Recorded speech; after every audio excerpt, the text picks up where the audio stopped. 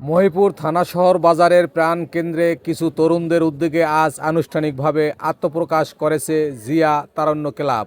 আত্মপ্রকাশ অনুষ্ঠানে স্থানীয় রাজনৈতিক, সামাজিক ও সাংবাদিক নেতৃবৃন্দের উপস্থিতিতে উৎসবমুখর পরিবেশ সৃষ্টি হয়।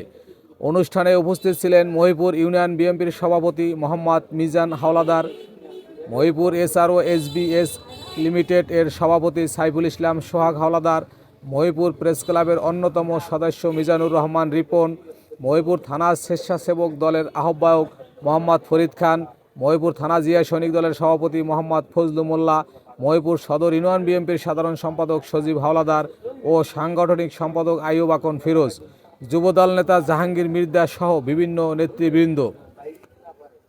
অনুষ্ঠানে ক্লাবটির উদ্যোক্তাদের মধ্যে ছিলেন জাহিদুল ইসলাম রাজীব, সোহাগ মুসল্লি, জাফর হাওলাদার সহ আরও অনেক তরুণ। বক্তারা বলেন, জিয়া তারুণ্য ক্লাব এর লক্ষ্য ও উদ্দেশ্য যেন সঠিক ও সুসংগঠিত হয়। মানব কল্যাণমূলক কাজে ক্লাবের সক্রিয় ভূমিকা রাখার উপর গুরুত্ব আরোপ করেন তারা। পাশাপাশি বর্তমান সমাজে তরুণদের মোবাইল আসক্তি ও মাদক থেকে দূরে রাখতে খেলাধুলা, সামাজিক ও সাংস্কৃতিক কর্মকাণ্ডে সম্পৃক্ত করার জন্য নানা পরামর্শ দেন বক্তারা।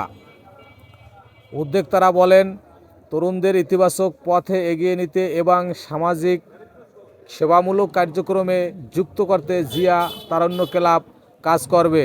ভবিষ্যতে মানবিক ও সামাজিক উন্নয়নে ক্লাবটি কার্যকর ভূমিকা রাখবে বলে তারা আশাবাদ ব্যক্ত করেন।